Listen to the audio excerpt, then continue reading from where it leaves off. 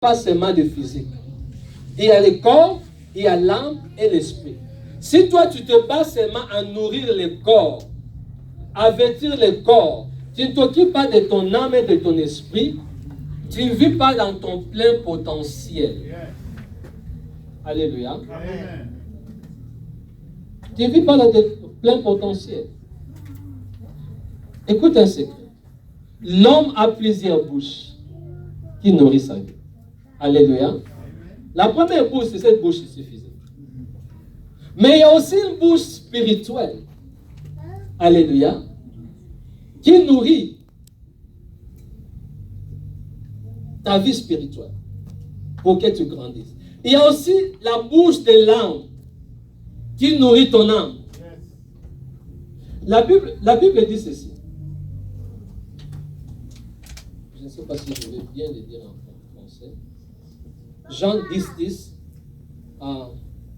Le voleur ne vient que pour voler, dérober, détruire. Moi, je suis venu afin que les brebis aient et en abondance. Papa, vous pouvez nous le dire? Je vais souligner quelque chose. Jean 10, la Bible dit: le voleur ne vient que pour dérober, égorger et détruire. Moi, je suis venu afin que les brebis aient la vie et qu'elles soient dans l'abondance. Et qu'elles soient dans l'abondance. Ça, c'est quelle version? Lui, c'est bon. Quelqu'un? Autre version, qui en a? Scofield. Voilà, François, beaucoup. Autre version. Écoutons ce que papa va dire.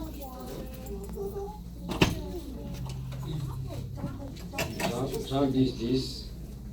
Les voleurs ne viennent que pour dérober, égorger et détruire. Moi, je suis venu afin que les brebis aient la vie et qu'elles les aient en abondance. Qu'elles aient en abondance. Amen. On parle de la vie en abondance. Ce genre de vie dans la Bible, on l'appelle souvent Zoé. C'est une qualité de vie. C'est une vie, quand on est en abondance, je crois peut-être par pauvreté de mots quand on traduit d'une langue à une autre. C'est pourquoi Dieu a fait certaines personnes la grâce là d'étudier les langues originelles. Mais je crois qu'il est la vie en abondance. Quand vous lisez dans les termes originaux, on parle plutôt, l'abondance là, ça veut dire la vie soit en qualité et en quantité, en abondance. Alléluia. Vous voyez la différence? Excusez-moi la tautologie.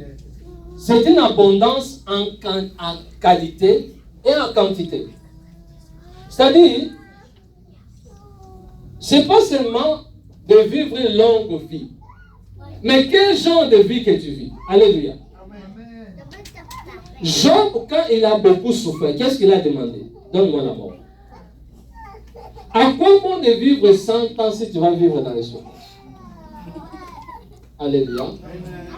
Il y a un débat ici aux États-Unis pour ceux qui suivent les informations. Il y a des États qui autorisent les suicides. On dit les suicides assistés. Pour des gens qui ont des maladies incurables. Et des maladies qui dérangent énormément. Qui te fait perdre ta dignité humaine, tout consort. Dans certains États, on autorise. Au lieu d'attendre jusqu'à ce que tu vas devenir vraiment par terre et souffrir, vaut mieux de mettre fin à ta vie. Et on va t'assister, tout ça, tu mets fin à ta vie. Parce qu'ils se disent, à quoi bon de vivre? Vous voulez me garder en vie, pourquoi? Pour que je continue à souffrir? Évidemment, nous les chrétiens, nous n'encourageons pas cela. Parce que nous croyons. Tu ne peux pas ôter la vie de quelqu'un. La vie est trop précieuse. Alléluia. Donc pour dire, à quoi bon de vivre une longue vie si c'est une vie dans la souffrance? Alléluia. Si c'est une vie où tu vas vivre en train de regretter, en train de souffrir, en train de... Alléluia. À quoi bon de vivre? C'est pourquoi Jésus dit, je suis venu afin que mes brebis aient la vie en abondance, en qualité et en quantité. Alléluia. Que ton mariage soit meilleur en qualité et en quantité. Quand vous regardez 20 ans de mariage, vous dites, je bénis Dieu. Tu ne dis pas par politesse, mais tu dis parce que tu l'as expérimenté. Alléluia. Quand tu regardes tes enfants, tu dis, je bénis Dieu, parce que tu vois la qualité et la quantité de vie en eux. C'est ce que Jésus est venu. Nous donner une vie de qualité et de quantité. Une bonne vie et une longue vie. Une longévité ajoutée avec de bonnes choses. Alléluia. Et quand Jésus dit, l'homme ne vit pas de pain seulement, mais de toute parole, c'est-à-dire pour arriver à cette vie-là, en abondance, il faut arriver à nourrir l'homme intégral. Pour atteindre cette vie d'abondance, en qualité et en quantité, il faut arriver à nourrir l'homme intégral, le corps, l'âme et l'esprit.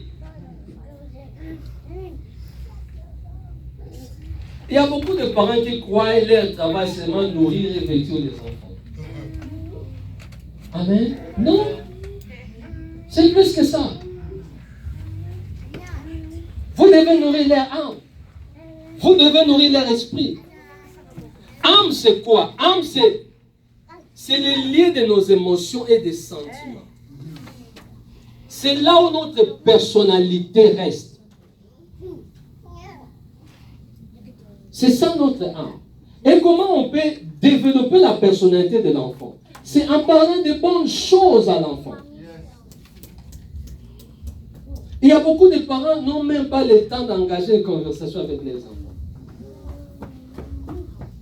Parler aux enfants, c'est seulement crier. Non.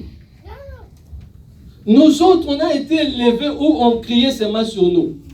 À un certain âge, on ne savait même pas comment engager une conversation avec quelqu'un. Parce qu'on croyait qu'on ne pouvait rien dire. À la maison, déjà, mon opinion ne compte pas. Mais quand j'ai épousé cette dame ici, on s'est dit non, ça doit être différent. Dans notre maison, il faut écouter les enfants. Dernièrement, mon fils avait fait quelque chose. Alors, j'étais tellement en colère, je suis entré dans sa chambre, je commençais à lui crier. Il dit, papa, je t'ai dit, tu n'écoutes même pas. Tais-toi! Je suis sorti, mon cœur était touché. J'ai senti que j'ai blessé l'enfant. Je suis rentré, je me suis excusé. Mon enfant dit, 8 ans. Dans notre canton, on disait non, on va me dire non, ça c'est fort. Alléluia. Je me suis excusé et j'ai excusé moi. En tout cas, j'étais monté de conscience. Parle-moi. Tu as fait quoi? Je suis en train de dire, papa, c'est ok. Il m'a regardé, il dit, papa, c'est ok. Et là, on a bâti des relations avec mon fils. Alléluia. Quand il faut punir, on punit. Mais quand il faut nourrir l'âme, on sait comment le faire. Donc l'homme, ce n'est pas seulement la chair. L'âme et l'esprit. Les hommes mariés. Depuis quand vous avez dit à votre femme, je t'aime. Alléluia. Ou à vos enfants. Vous devez bâtir son âme. Et il y a des gens qui sont dans des mariages, ils ont tout, mais ils ne sont pas heureux. Pourquoi? Parce que l'âme n'est pas nourrie. Les femmes qui ne sont même pas appréciées. Je sais que ça m'arrive aussi, je regarde, je bénis Dieu pour ma jolie épouse. Et quand elle est bien habillée, là, elle te regarde, là, elle attend. Je le fais souvent, mais des fois, on oublie. Mais nous devons continuer. Parlez avec